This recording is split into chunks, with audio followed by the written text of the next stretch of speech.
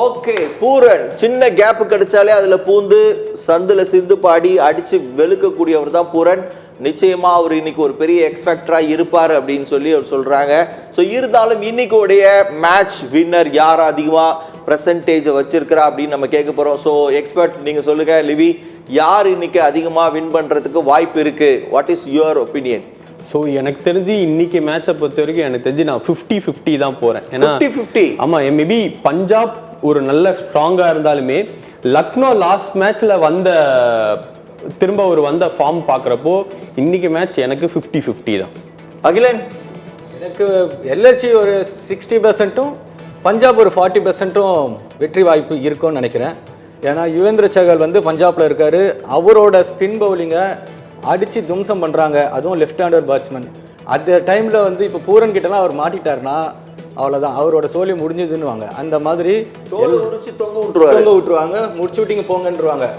அதனால் அதெல்லாம் கொஞ்சம் பார்க்கும்போது எனக்கு எல்எஸ்ஜி மேலே கொஞ்சம் நம்பிக்கை இருக்குது. எல்எஸ்ஜி ஜெயிக்கிறதுக்கான அதிக வாய்ப்பு இருக்குது. ஓகே, நம்முடைய வினோமீட்டர்ல இன்னைக்கு மக்கள் என்ன சொல்லியிருக்கிறாங்க அப்படிங்கிறத நம்ம பார்க்க போறோம். ஸோ நம்முடைய வினோமீட்டர்ல பஞ்சாபா இல்லைன்னா லக்னோவா, யார் இன்னைக்கு அதிகமா வின் பண்ண போறா அப்படின்ற வினோமீட்டர் என்ன சொல்லுது அப்படிங்கிறத நம்ம பார்க்க போறோம். வினோமீட்டரை பார்த்தீங்கன்னு சொன்னா 38% இது லக்னோ, பஞ்சாபுக்கு 62%.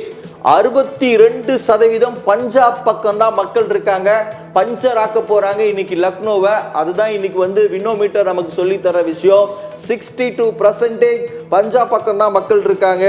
லக்னோக்கு வெறும் 38. நான் ஏற்கனவே சொன்ன மாதிரி போலிங்ல அவங்களுக்கு ஒரு பெரிய வீக். அந்த வீக்ல தான் அவங்க விளையாடிட்டு இருந்தாலும் பூரன் மாதிரியான ஹிட்டர்ஸ் இன்னைக்கு பெரிய லெவலில் சேஞ்ச் பண்ணி வினோமீட்டரை இன்னைக்கு துவம்சம் பண்ண போறாங்களா?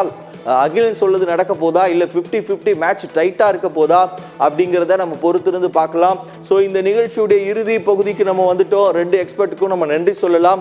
Thank you so much. So IPL கொண்டாட்டம் தொடர்ச்சியாக நிறைய விஷயங்களை பேசி கொண்டிருக்கிறது. ஒரு முக்கியமான ஒரு செய்தியோட நான் ஆரம்பித்தேன், அதே முக்கியமான செய்தியோட நான் முடிக்கலான்னு ஆசைப்படுறேன்.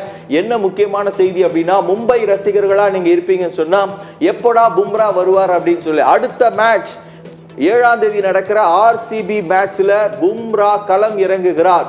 பூம் பூம் பும்ரா களம் இறங்கக்கூடிய தேதியை அறிவிச்சிருக்காங்க. பும்ரா 7ஆம் தேதி களம் இறங்குறார். அதுதான் முக்கியமான செய்தி. ஆரம்பிச்சதும் ஒரு முக்கியமான செய்தி, முடிக்கிறதும் ஒரு அருமையான செய்தி.